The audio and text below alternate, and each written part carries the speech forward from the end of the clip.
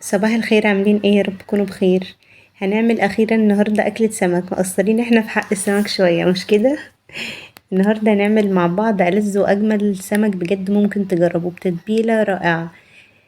وهنعمل كمان الرز الصيادية بطريقة سهلة جدا وبسيطة جدا بدون اي تعقيد. ما شاء الله، شايفين الجمال؟ وهنعمل كمان ألذ واجمل سلطة ممكن تجربوها. دي سلطتي المعتادة جنب اي وجبة. حرفيا هو بيتكلم عن نفسه. مش قادرة اوصف لكم قد ايه كمان السمك حلو، ولا الرز الصيادية حكاية. بس قبل ما ابدا الفيديو، لو اول مره تشوفوني، انا اسمي اسماء. لو عجبكم الفيديو ما تنسوش تشتركوا في القناه ولايك وشير وفعلوا الجرس عشان توصلكوا اشعارات بكل وصفاتي. ما تنسوش تحطوا تطبيقاتكم على الجروب بتاعي على الفيسبوك. يلا بينا نبدا. معايا اول حاجه هنا السمك بتاعي. انا غسلته كويس اوي، نضفته طبعا بفرشه السمك تحت الميه، وحطيته في محلول النقع اللي هو عباره عن ملح وليمون وخل. بسيبه منقوع في الميه والملح والليمون والخل حوالي 10 دقايق. بعدين بنغسله بالميه. وعملت له فتحات هنا كده بالسكينه بسيطه. ومعايا التتبيله بتاعتي، تتبيله سهله جدا وبسيطه جدا. توم وفلفل اخضر سبايسي او بارد، ملح، كمون. طبعا السمك بيحب الكمون والليمون. كمون وليمون بيحبوا السمك جدا، والسمك بيحبهم. وعملتهم في الكبة. وحشينا هنا السمك من بره ومن جوه. هنسيبه في التتبيلة شوية لحد ما نحضر الرز بتاعنا. دايما انا في كل وصفة سمك بحب اعمل الرز الاول وبعدين السمك عشان يحتفظ بقرمشته بسخونته. وعموما هسيب لكم كل توابل السمك في صندوق الوصف. معايا هنا بقى الحله بتاعتي، رفعتها على النار ونزلت فيها بربع كوبايه زيت ذره. معايا بصلتين او اي زيت انتوا تفضلوا، بصلتين كده حجم وسط قطعتهم كده مكعبات صغيره.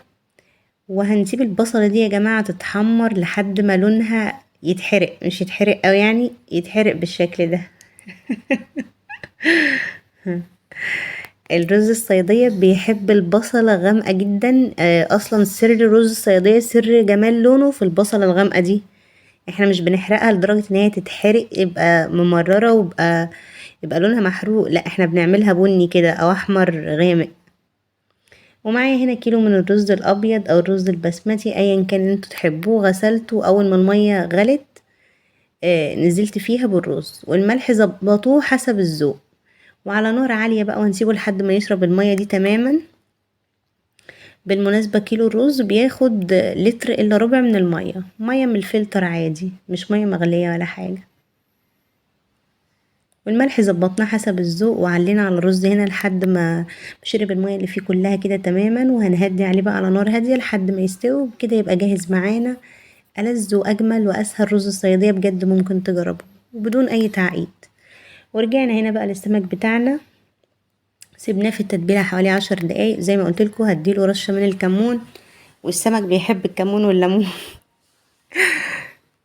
تمام. ومعايا هنا كوبايتين من الدقيق، هنزل عليهم برشه من الكمون، برضو رشه فلفل اسود ورشه ملح. ودي توابل الدقيق. وهنبدأ نحط كده. معايا هنا بولة تانية جنب طبق الدقيق فيها مية. والمرحلة دي بقى يا جماعة اهم مرحلة، خدوا بالكم منها كويس قوي. المرحلة دي ما بتخليش السمك يشرب زيت اطلاقا. انا نزلت بالسمك في الدقيق اول مرة وتاني مرة. مسكته كده من بطنه. اكرر معاكم تاني. ونزلت فيه بالمية، يعني قفلته من بطنه ونزلت فيه بالمية ورجعت غلفته تاني بالدقيق وبنفض كده. بصوا، من بطن من هنا كده. بننزل فيه بيه في المية وبنرجع نغلف تاني بالدقيق وبنفض السمكية كده. وهنعمل كل الكمية بنفس الطريقة، وعلى ضمانتي جربوها تعجبكم جدا. ما بيشربش زيت اطلاقا. معايا هنا بقى الصينية او الطاسة بتاعتي، رفعتها على النار ونزلت فيها بكمية زيت مش كتيرة قوي ولكن متوسطة. واول ما الزيت سخن نزلت بالسمك بتاعي. وممكن تنزلوا في الزيت اول ما ترفعوه على النار بنص معلقة من الكركم، بيدي للسمك لون رائع. اللون الذهبي الاصفر الفاتح ده. يعني بيديله لون جميل.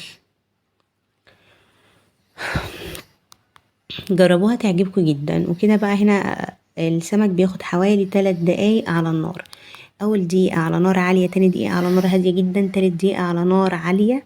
عشان السمك يطلع معانا مقرمش وما يشربش كمان زيت، وفي نفس الوقت بيكون واخد سوا ونضج كامل بيرفكت بنسبة 100%.